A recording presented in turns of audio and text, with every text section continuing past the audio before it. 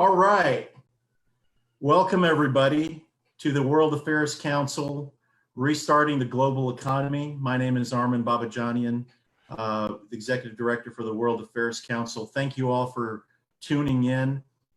Thank you to our Facebook viewers. I know we are also streaming live to expose the webinar to other viewers as well on social media. So thank you. You could start your questions anytime you want on Facebook live and also in the Q&A feature at the bottom of the screen. We have a very special presentation today with Dr. Christopher Hartwell, who's being streamed live from the United Kingdom. And we will get to talk to him here just in a few minutes. I do want to emphasize the importance of what the World Affairs Council does. And, we're always looking for people to become involved with us.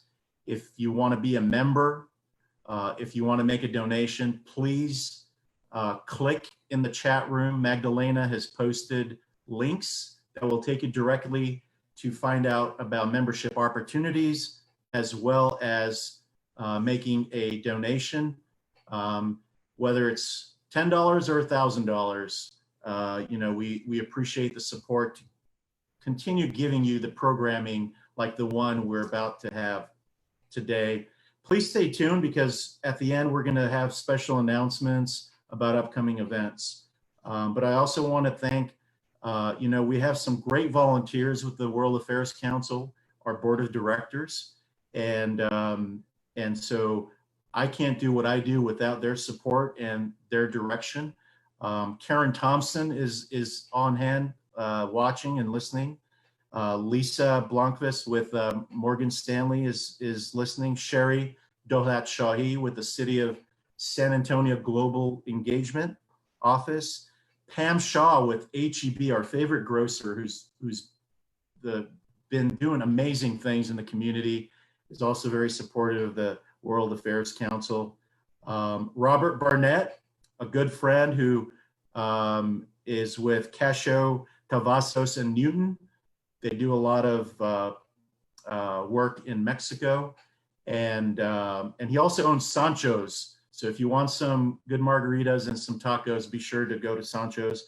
You didn't ask me to do that. That's just my preferred place to go.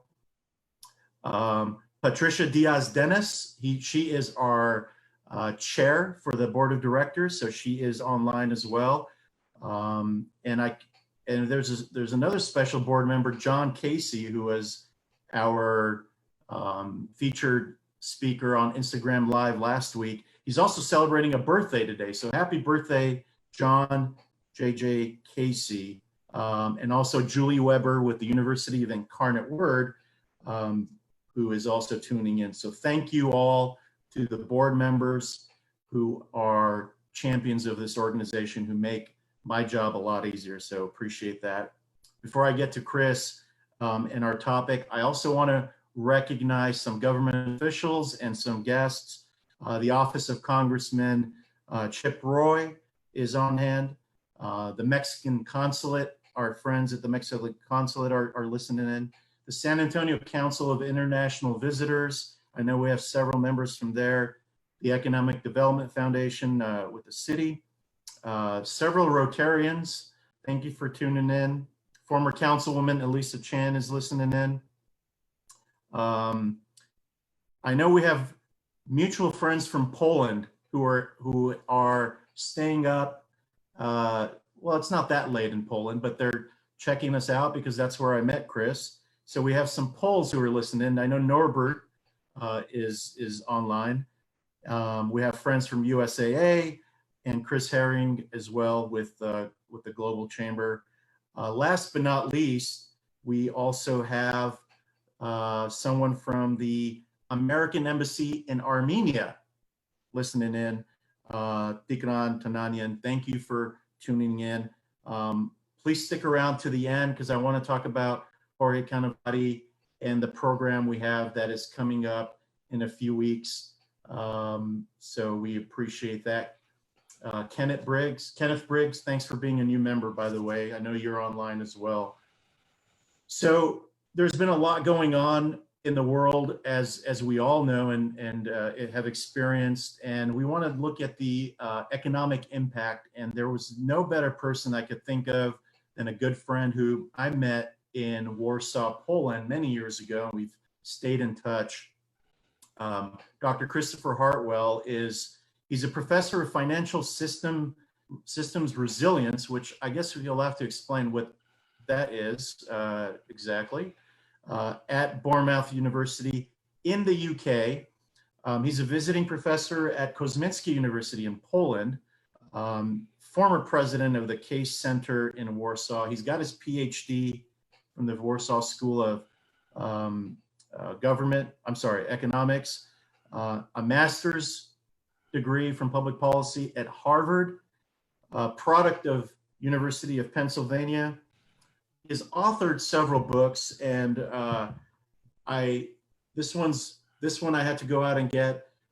It's about the relationship, and maybe we could talk about this. There's definitely some economic relations going on that are critical for Poland and Ukraine, two roads diverging, and another book called Russia in the Middle East and North Africa, which is out, and maybe we could get into that if time permits. Please start your questions. We might get to some of them, but we might not.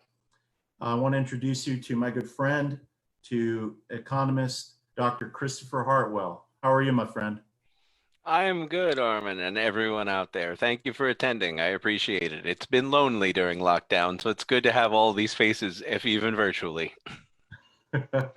Now, just to let everyone know, Bournemouth is it in, what city is it in? How far is it from London? Bournemouth is in the southwest of England. It's about 45 minutes west of Southampton, so it's about 2 hours from Heathrow. Okay. And how are you all coping? I know you have Kristen, your wife, and also you have Magnus, a toddler, who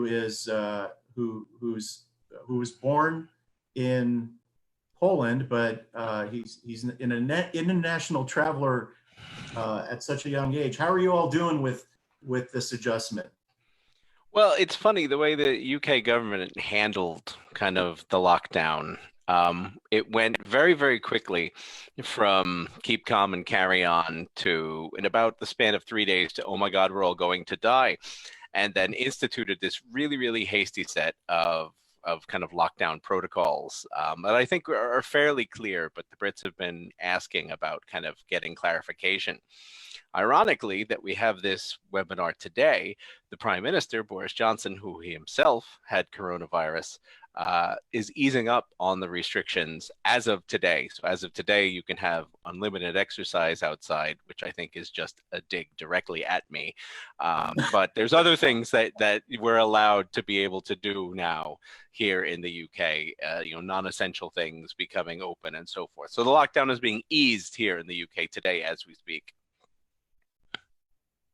Good. Well, give your family my best. Let's dive right into some of the topics that seem to be prevalent in the news cycle, and some that are not. What sort of impact, as an economist, as you're studying things and reading internationally, what sort of impact has COVID had? And is there a difference between different institutions and regimes of how that reaction has felt throughout those respective administrations? Well, there's two things that we need to kind of keep in mind here, and that I think have been really kind of conflated when people are thinking about the economic shock. There's the shock of the virus. This is the pandemic. This is the stress on healthcare systems. This is the stress on specific people, on deaths, on things like that. The second thing is the economic shock of the lockdown, which is basically because of us, because of various governments saying that we have to stop the spread of the disease. So we'll have a lockdown here. You can only do this. This is essential. And I mean, you see it in the United States, the way it's kind of spread out among 50 different jurisdictions on how they kind of approach the lockdown. So there's two distinct shocks here. The first one, the virus shock, is the one that really has kind of brought the world to a standstill, as we had so much uncertainty, figuring out what we do with it, where did it come from, what's its provenance, get all our best and brightest on it to try and figure out how to defeat it. Lockdown, on the other hand, like I said, is kind of a self-generated shock. And now, given that a lot of the world is starting to come out of it, have we defeated the virus? Have we gotten kind of over the first shock? But the lockdown shock is something entirely different in terms of economics. And I think it's going to have a much longer economic impact than the virus. I mean, obviously, the virus had specific impacts for specific people. But in terms of kind of the global economy or even different economies, the lockdown shock is, I think, going to play out over a much longer period.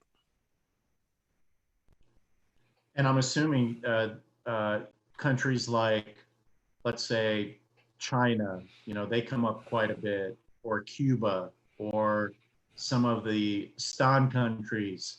Do you think that there are differences in how they have handled it and how that will or has affected their respective economies?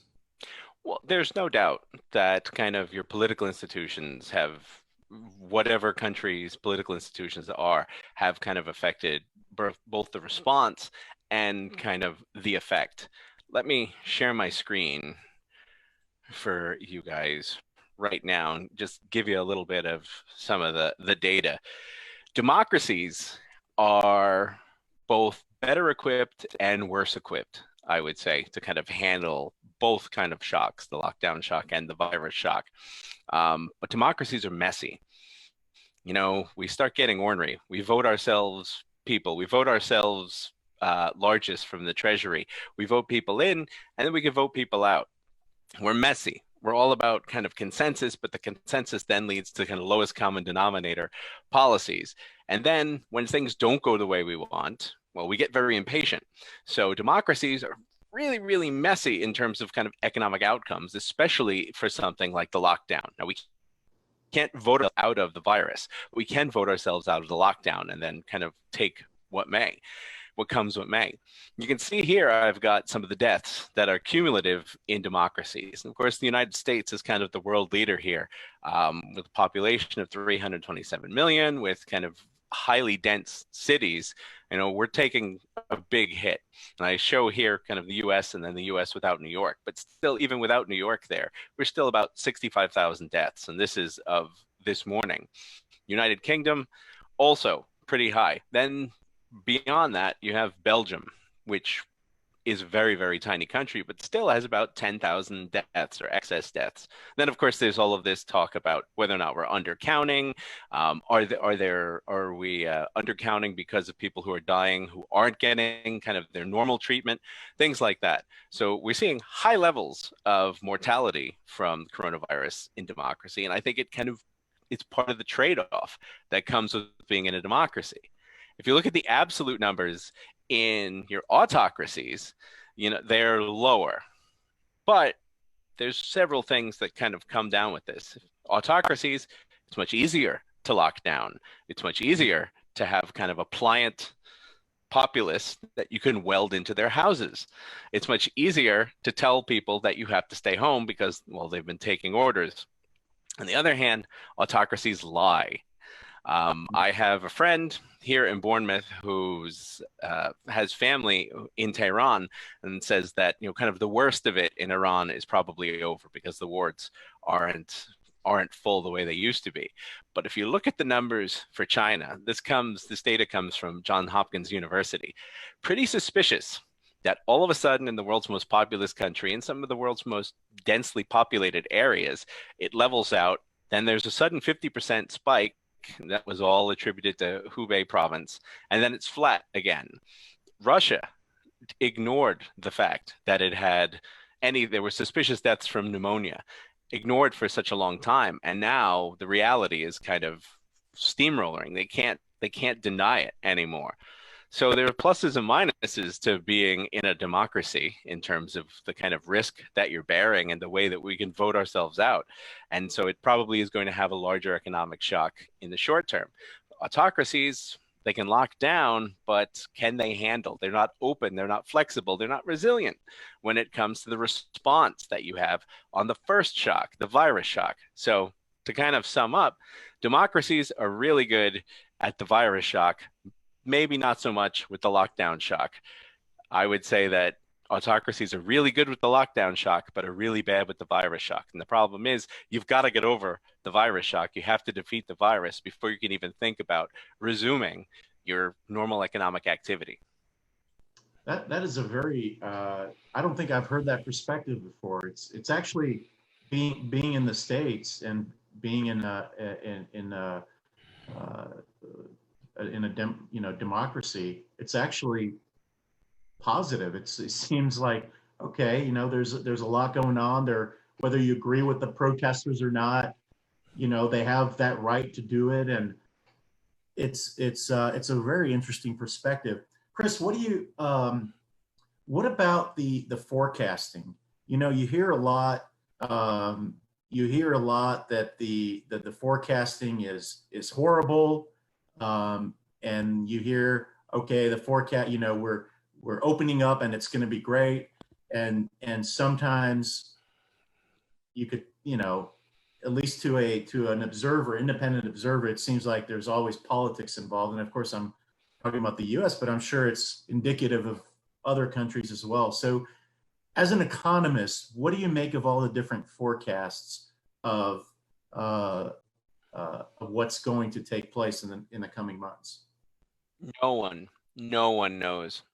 There are too many variables here. And the thing is that when we build our economic models, thinking about forecasting out the future, we either use a very, very simplistic approach. I mean, it's technically complex, but it's theoretically a very simplistic approach where we just we assume that the entire system is endogenous, that everything affects everything else, and then we just kind of forecast out based on the relationship of variables, that the relationship that existed beforehand. And people get rich.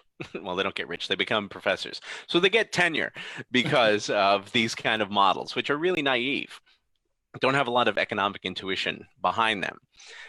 Or you can put together these kind of multi-agent models, which have these various kind of functions to understand how people react and kind of subject that to scenario planning.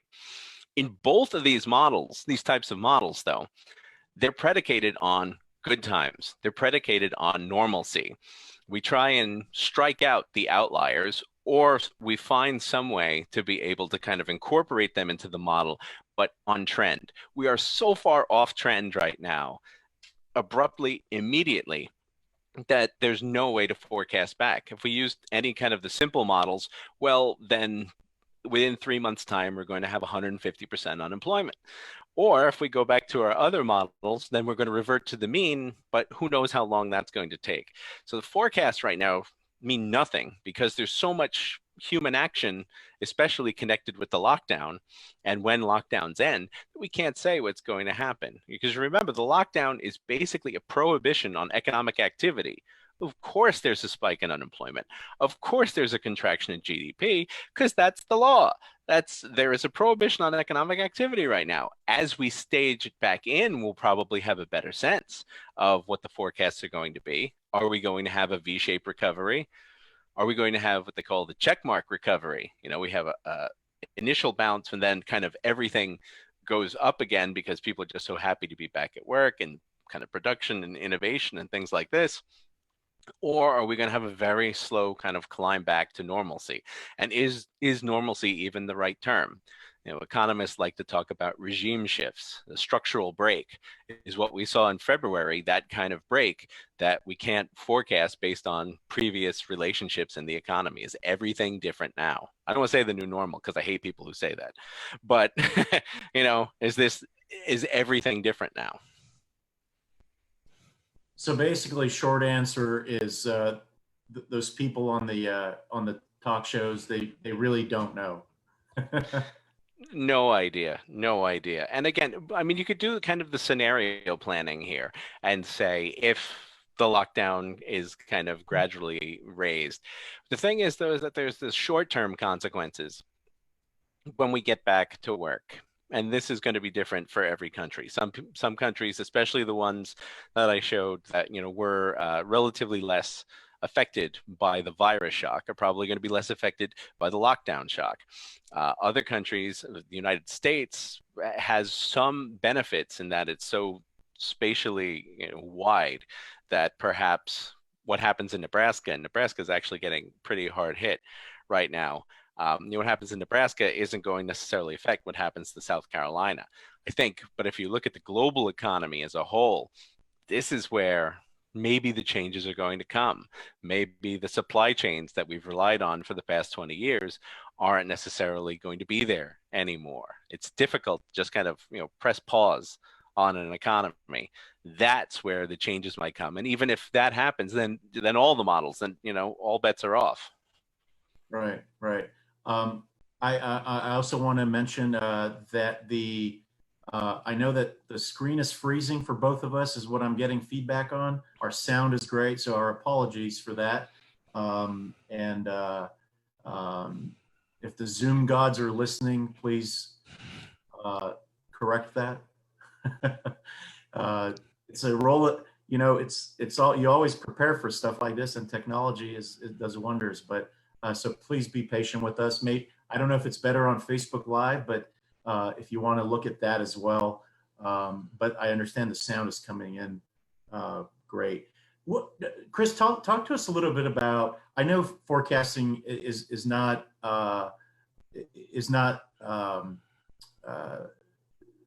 very hard to do, but what about the Federal Reserve lowering the rates the way they have to basically nothing?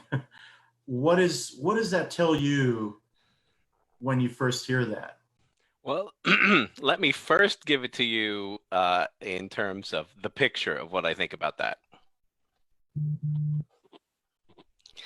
Now I'll do it in terms of actual words. What this says to me is that the Fed is out of ideas, that central banks around the world are out of ideas. I had a presentation right before everything happened at the European Parliament in Brussels, where I was kind of talking about when is the next recession coming? And I said the next recession's already here. And again, this on the morning of Monday, February 3rd, the Shanghai composite dropped maybe like 8 or 9%. But I didn't have that kind of factored into my presentation. I said, we're going into a new recession. And the problem is that we've been fighting the last recession for 10 years. Central banks have been foot on the gas the entire time when it comes to monetary policy. There have been negative interest rates in the Eurozone. The Fed tried to very, very slowly, incrementally raise interest rates. And you had the taper tantrum in 2016. And, well, we had nowhere to go when it came to monetary policy. A lot of kind of market watchers were saying in September that the US repo market was broken, that it was surviving on all this liquidity. So there was absolutely no monetary space. During a recovery, the Fed had already been pumping tons of money into the economy. So now when something actually bad hit, something catastrophic hit, the Fed has nothing to do. I want to go back, share my screen one more time, and just kind of give you an additional graphic. You remember this from March 12th. This is from Mike Shedlock at fxstreet.com. The Fed injected $1.5 trillion into the markets. March 12th, the liquidity died within 30 minutes. There was this huge spike in both the Dow Jones, and here you can see the S&P. The S&P ended up down 8% on the day. The Dow Jones ended up down 9% on the day, with $1.5 trillion worth of liquidity. To the central banks, and the Fed especially now, they have a hammer. And everything looks like a nail. So all they're going to do is keep injecting liquidity, injecting liquidity. But this isn't liquidity shock. This isn't the fact that firms don't have enough liquidity. It's that firms have this prohibition on economic activity. There's no reason for us to kind of all of a sudden give out all this liquidity to firms unless you're going to give out all this liquidity to government, which is what they've started doing here in the UK, basically monetizing the debt of the UK government for as long as it takes to fight the coronavirus. Or if you're going to do it via kind of asset buybacks, like we're starting to do in the United States. Today, the Fed started buying corporate bonds, high-risk corporate bonds. That means the Fed, the US government, and although the Fed is nominally independent, it's still the US government, is now going to be a major player on the stock market. There's no room to wiggle. They've been doubling down on bad news. The recession was coming anyway, but this is all they know how to do. This will not end well. There is no upside to continuing to kind of devalue the time value of money, say that interest rates are 0%. When capital is scarce, it needs to be priced accordingly. And capital isn't actually scarce right now. That's just it. It's idle. It's not scarce. It's about kind of bringing it back into the economy. Mm. And I'm sure the Federal Reserve are aware of that. So do you think this probably won't last long, and then and there'll be an upswing on the rates? No, if clearly they're aware of the negative impact. But that's just it. I mean, they're aware. They're bright. They've got PhDs from MIT and from Princeton. Well, maybe not Princeton. Not for being bright. I'm sorry. I went to Penn, remember. So they get PhDs from Stanford and MIT and Harvard. So these are smart people, and they have these in-depth models, and they're looking at kind of the liquidity shock, and they said that there was no inflation that happened after the global financial crisis when there was all of these asset buybacks and QE1, quantitative easing 1, quantitative easing 2, the not quantitative easing, but actually quantitative easing that we saw in the autumn. So they think that there's not going to be these repercussions. But it's garbage in, garbage out with the models, because if you're focusing on kind of this basket of consumer prices, and that's it, well, you miss what's actually happening in the real economy. And again, these are smart people. So they're looking at what's happening in the real economy. They're trying to take into account asset prices. I just think their objective is different than yours or mine in terms of thinking about good economic policy. They have this mandate to kind of keep the economy going. Sure, they say price stability, but they're getting price stability. They're getting price stability because they're measuring it by CPI. They're looking at this basket of prices. But then we have huge booms in the stock market that aren't kind of matched by the economic fundamentals that's being fueled by money. So they still have price stability and they still think they have wiggle room. And I don't think it's going to end well. I mean, central bankers tend to think that they're the best and the brightest. They are highly credentialed and they're very, very smart people. But you kind of get the hubris of the intellectuals when it comes here, which is why everyone was so shocked that after $1.5 trillion, it's gone in 30 minutes. You know, if you gave me $1.5 trillion to spend in 30 minutes, I have a lot more to show for it than the Federal Reserve did on March 12th. I think they should totally do that. Me too, but my stimulus check was missing a few zeros. I'm thinking the first thing is a couple of Iron Maiden box sets or something, or something of that nature.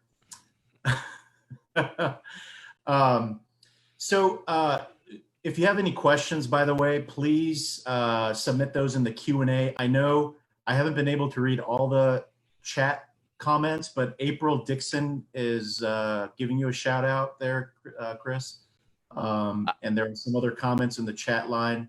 But if you have specific questions for Chris, if you could please use the Q&A feature to ask those questions. Facebook Live also.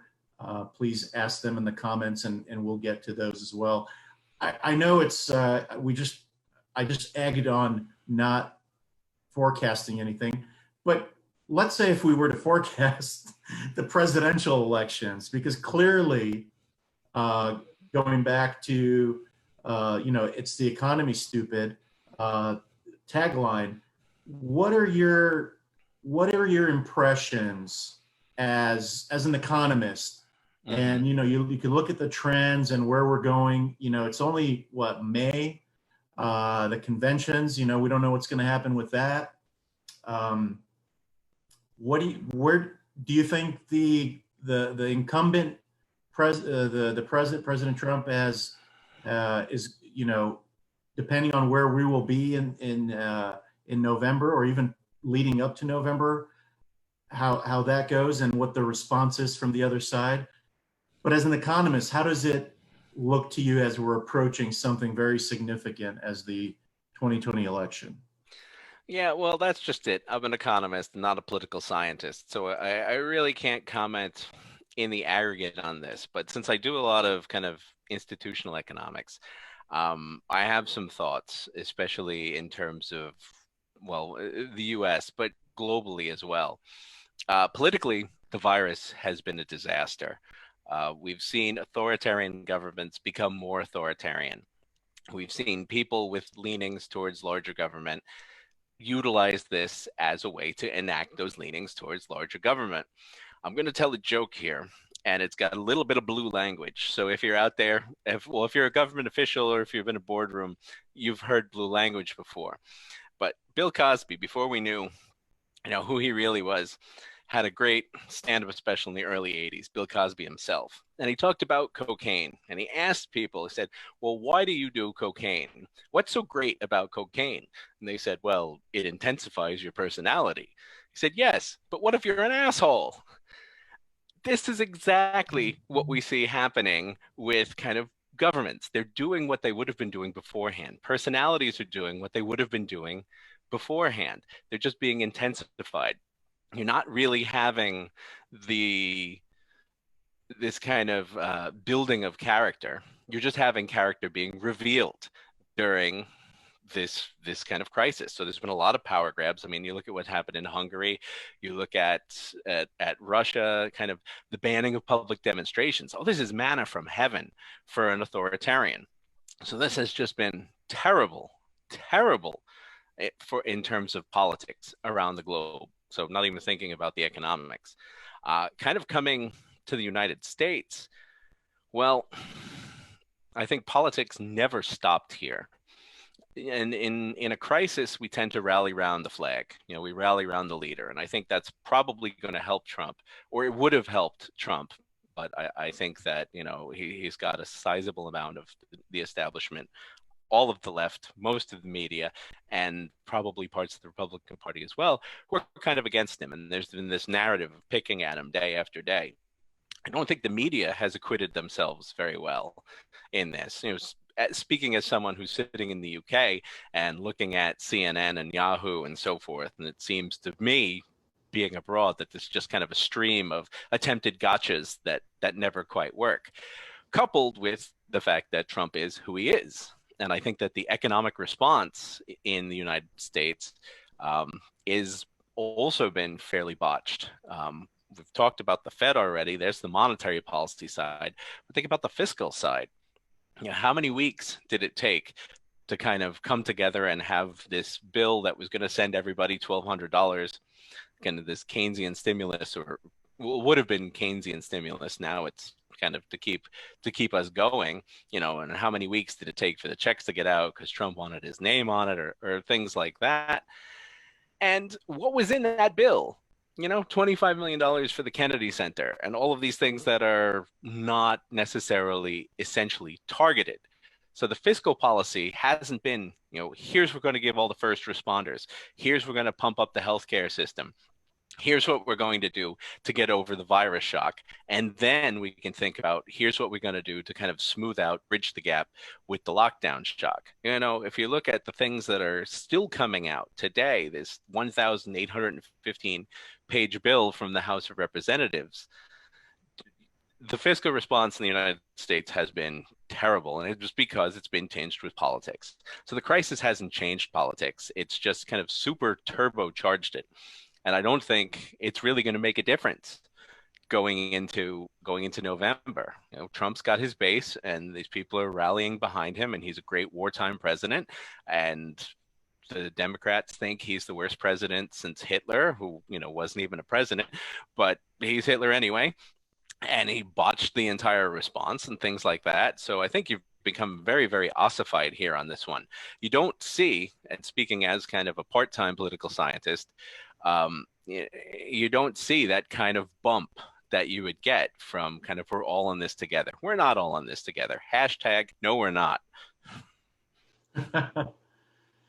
Yeah, and historically, and I know you're an economist, but with international economic crises in the past, has I guess there's no trend, is there, of specific for U.S. presidents and the implications of an election.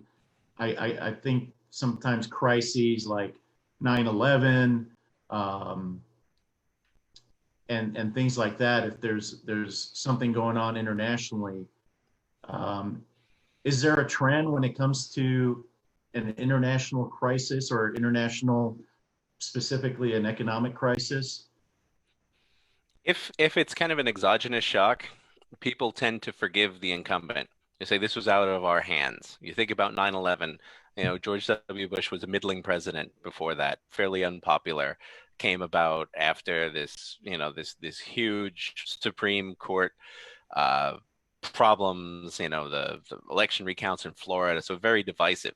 9/11 was seen as, a premeditated attack on the United States. So it brought kind of everyone together for at least a little while. So you could see that in his approval ratings. On the other hand, when he was leaving office, we had the global financial crisis, which I think Obama successfully really kind of pinned it on Bush and Republicans, even though I don't think that was entirely fair. Again, we go back to the Federal Reserve. So then we had a goat. We had someone to blame for this. It was the previous people in power. Jimmy Carter, stagflation in the 1970s. Carter did a lot of good things for the economy, including deregulation of the airlines and some deregulation in kind of telecoms and electricity. But he was seen as very weak and ineffectual. He couldn't get around kind of his allies in Congress, so that Ronald Reagan says, are you better off than you were 4 years ago? And people said no. So if there's someone to blame for doing this, then I think that's when you see the incumbent really, really start to sweat. Something like this, coronavirus, well, people have been looking for the scapegoat, and that's really where the politics has been coming in. It's because Trump wasn't prepared. It was because we were trying to impeach Trump. It was because Trump threw away the playbook from Obama. It's because China, we were too soft on China. So people are fighting about what the scapegoat actually is, but I think it's going to be a wash when we get to November. I mean, it's of course contingent on whatever happens in the next few months, and I'm not going to forecast that. Very, very, really good perspective on that. Thank you for that. I have a few questions here that are coming in through the webinar, but also through Facebook Live. Arnold Vela asks, if cash is idle, does that mean good news once we open the economy back up? Well, the cash, talking about kind of the capital, I think that's going to be good news, but it's really going to depend on kind of consumption. And consumption is going to be slow to come back. It's what happens afterwards. Is air travel still something that is, dead? Do we not travel anymore? Do we do everything by Zoom? How have we changed kind of our working lives? How have our firms adapted, taken what they've learned during the lockdown and kind of applied that?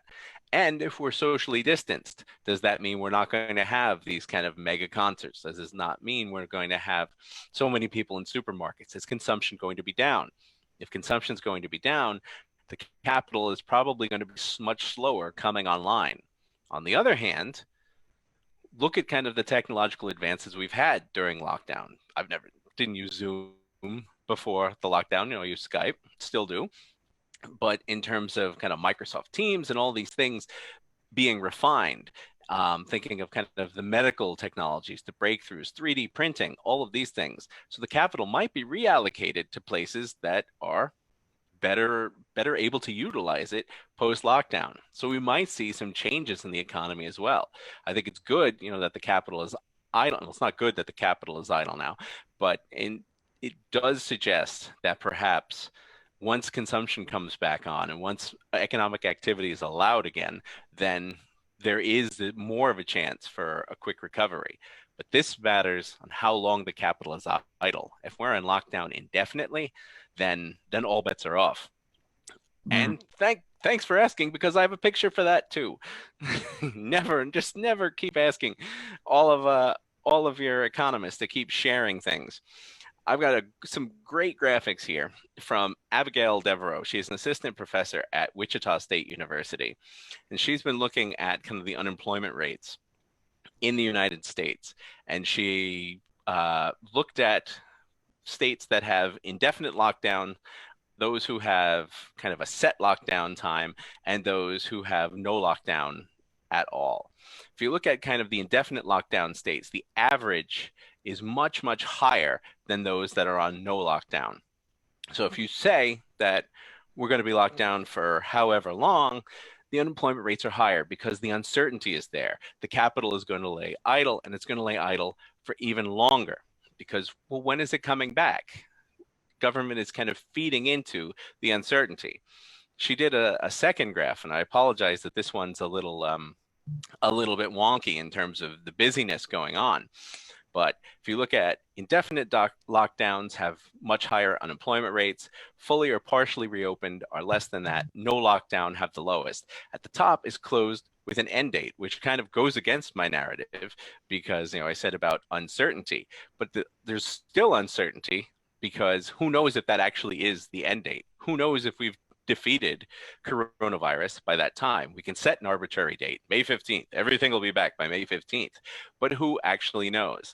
So you can see that this kind of uncertainty propagation is what is really driving problems within the economy, within kind of the labor market.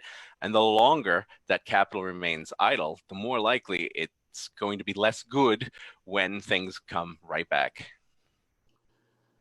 Okay, I had several follow-ups, but with respect to, we're getting a lot of questions, and they want to hear you speak. So I'm going to get right to everyone's. We've got about 15 minutes left, so I'm going to devote all that to the few questions that I see in the Q&A and some on Facebook Live. So this one's a little bit long one, but I think it puts it in perspective. Chris, let me just read that to you.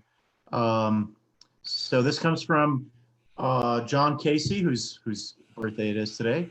Yesterday, the market tanked on comments from Dr. Fauci. Various media outlets are spinning things like this is one way or the other, followed by social media. It seems to me that the media in general, as superfluous and rapidly reactive as it is these days, adds greatly and unnecessarily to market instability. What is your opinion on this, and should there be any consideration at the federal level to put controls on mechanisms in place to mitigate this? Oh God, no. Oh God, no. That is exactly what I was saying about kind of the authoritarian impulse in a crisis, that we need a strong leader to let us out of this. If we only had someone who would tell us the truth. No, that's not what we need. I agree entirely that the media has somewhat behaved irresponsibly. Although these are hard truths in terms of information coming out. Fauci was going to say what he was going to say no matter what. Sure, CNN probably put their own self-serving spin on it, but he's an expert. He's an epidemiologist. He's working in this field forever. He's got his opinions. The onus is still on us to be able to sift out kind of the good from the bad. Just because there's a transaction cost that comes with obtaining the right information doesn't mean that we should outsource it to the government to give us the right information, because we know that they never will. So the onus is still on us. I think that what you've seen in the stock market over the past kind of week is the pricing in that things eventually will be better, which is why you hear people say, "Oh, I can't believe the stock market's up," when we have record unemployment, like not seen since the Great Depression. On the other hand, this is a very fragile recovery, and it's based more on hope than the hard truth. So when Fauci comes out and says something, no matter if they just broadcast his words, that introduces more uncertainty. I think that there is a little bit of amplification here, but we don't have just the big three networks anymore. So what CBS, NBC, ABC are saying is holy writ. We can go anywhere. We can go from the Huffington Post to Daily Beast to Vox to from Vox to Fox, and then even further. So we can find out what's going on. And really, in this era where we are at home, where we are connected to each other by internet, I think the onus is still on us to figure it out. Markets are jittery, and they're going to be, and I think there is some amplification, but markets are also efficient, and they price things in very quickly. This was new information. It was priced in quickly. It's going to revert to the mean soon, I believe. All right, we got some rapid fire questions here in the next few minutes. Chris Herring, who's with the Global Chamber of Commerce, asks a very interesting question. Is the reopening of world economies not sensitive to Black and Hispanic communities? Is racial divide a global phenomenon or isolated to certain countries? That's a tough one. I don't do a lot of work kind of across races, or I do some work kind of across genders. Racial divide, a global phenomenon. Well, I wouldn't say that racial divide is a global phenomenon, because I mean, a lot of the countries that we talk about tend to be much more ethnically homogenous. I mean, if you think of what happens in Poland, you think of what happens in Armenia, 99.9% Armenians, and the rest Georgians and Azeris. So most countries in the world tend to be a lot more ethnically homogenous. If they are more diversified, if they are kind of have this fractionalization, well, then that kind of feeds through to the democratic process. If you are fractionalized and you're autocratic, well, that's where the problems, I think, start. And I think that's the worries that you could see kind of going forward, that, as I said, authoritarians will be doing what they're going to do anyway, that they might utilize some of this as a way to kind of bludgeon immigrants, to bludgeon ethnic minorities. I mean, Orban in Hungary was already kind of on this big anti-immigrant path. That's what set him up in opposition to the European Union. And now he's just taken it a little bit further. So I don't think there's any kind of specific, unless you're kind of looking at the distribution. If Blacks and Hispanics in the United States are more likely to be in jobs where they are unable to work at home, and I don't know the data on that. I'm not a labor economist, but I suspect that that's probably the case. Then yes, then the lockdown shock is disproportionately affecting them. So it would be better to kind of get them back and again, weigh the risks and see what's the risk of kind of possibly being exposed to the coronavirus versus being out of work for 4, 6, 8, 12 months. And I wonder, and I'm just spitballing here because I'm not an epidemiologist either, or I don't know if this is too sensitive. I wonder if there's any kind of research out there that shows that there's a disparity in terms of how races are affected by COVID-19. I don't know. That would be interesting information, because then we could talk about, again, kind of subpopulations that are able to kind of re-enter economic activity sooner. Again, I don't know any of this, and you shouldn't buy and sell stocks on this because I'm not the president, just spitballing again. All right. Thanks, Chris, for that question too, Chris. Our good friend, Jorge Canavati, is asking, how do you think globalization and whatever's left of free trade fare when we emerge from this crisis? This is exactly what I was talking about, trends beforehand. Free trade took a big hit during the global financial crisis. Free trade kind of resumed. Obama was never a huge fan of free trade, but he pursued it. We had, we had TTIP, we had the Trans-Pacific Agreement, and then you have Trump, who in the inaugural speech said that countries are made great because of protection, at which point every trade economist watching that speech, their heads just exploded, mine included. I think that's where my hair went. And Trump has been vehemently anti-trade. He started the trade war with China. He's been very, he canceled kind of TTIP, canceled the Trans-Pacific Agreement, and rewrites NAFTA. So trade already was reeling because of the abdication of US leadership. The EU really moved forward in terms of taking up that mantle of kind of the free trader. But the EU's always had its own kind of motives as well in terms of opening up EU markets. It's not free trade, it's freer trade. So they're negotiating agreements where they're kind of, you give us this, we'll give you this. So again, it's not really free trade. The extra hit that comes here is the fact that you think about the Spanish flu in 1918. How is it spread? It was spread by troops coming back from World War I, and that was really kind of the massive hit to the United States happened in late 1918. And then once people stopped moving around, then eventually it petered out. Here, we have seen the coronavirus moving at the speed of air travel. It's moving 500, 600 miles per hour. What is going to happen when we start thinking about kind of closing down networks because we're worried about not imports taking our jobs, but worried about imports kind of killing us? I think one thing that's going to happen when it comes to free trade, and I'm not very optimistic about this. I'm an economist. It's the dismal science. What I'm not optimistic about is kind of China. How are we going to, is there going to be a move towards exacerbating the trade war? Is there going to be a push to unraveling kind of the global value chains that have been centered on China for so long? Is China now a pariah? Are we looking at kind of the death of the Chinese alternative? I wrote about this last week in a Global Policy Journal, saying that the Russian alternative is dead. The Chinese alternative might still be alive. They've been really pushing, kind of trying to spin their initial failures and whatever they're doing right now, again, with that kind of suspicious flat line.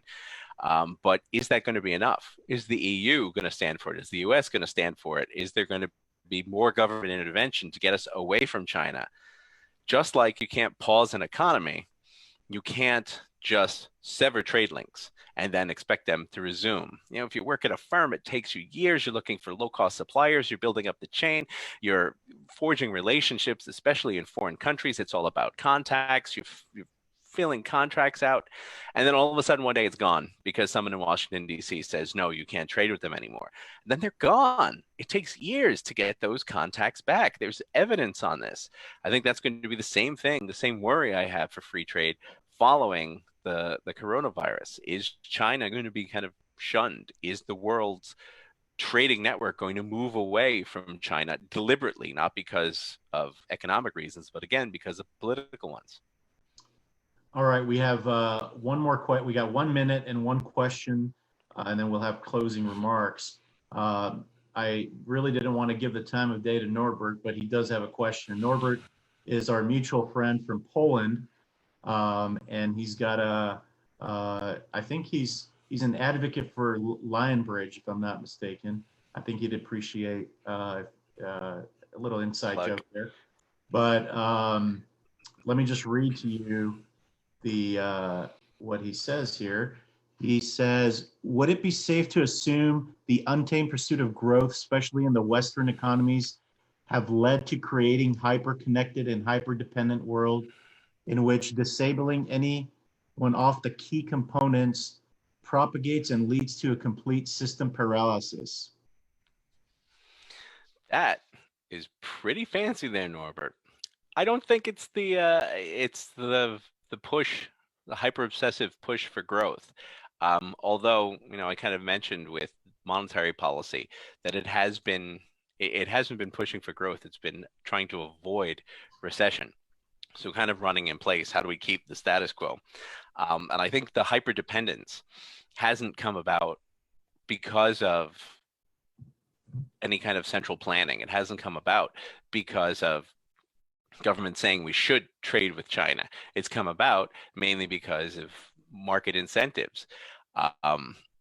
Whether or not kind of China's withdrawal from as a node of production, whether or not that comes about because of political, because of economic, and what kind of effect it has, I think that's too tough to say.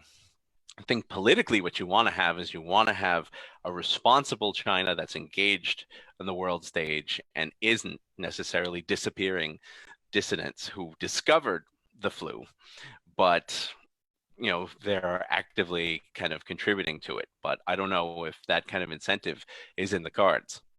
That's why what happens afterwards in terms of the lockdown shock, in terms of where the networks go, I think is going to be very, very interesting to see. Maybe we're going to be building in redundancies. Maybe there won't be this quote unquote hyper dependence. Maybe there'll be more diversification. And that takes you to resilience, which I mean, you need to have diversity to have the resilience. And maybe that's the worry that we got wrong over the past 20 years, is that we need to have the resilience and the diversity of suppliers and be looking elsewhere and factoring in geopolitical risk. Geopolitical risk is back and it's big. So we need to be paying attention to it. And we've run out of time, Chris. Thank you. I know Peter from the UTSA's International Trade Center had some poignant comments. What I'll do, if you're okay. No, I agree with Peter. He basically said what I just said about supply chain diversification and redundancy. I agree with Peter 100%. Great, great. I'm glad you were keeping an eye on that. What I'll also do is we'll share the screens. I know people have asked about that. We'll also, if it's all right, Chris, I'll share your email if anybody has any follow-ups. I want to thank you for joining us, Chris. I really appreciate that. Of course, anytime. And for providing some really good insight in how you think and give how the global economy in your mind is or will be responding, and just giving it to us really straight. I know your father's listening in, and you have family and friends we have people from Armenia and Poland, our board of directors. Thank you all for tuning in. I do want to share, we have some programs coming up with Ambassador Moreno next week. We also have a program the following week with Secretary of State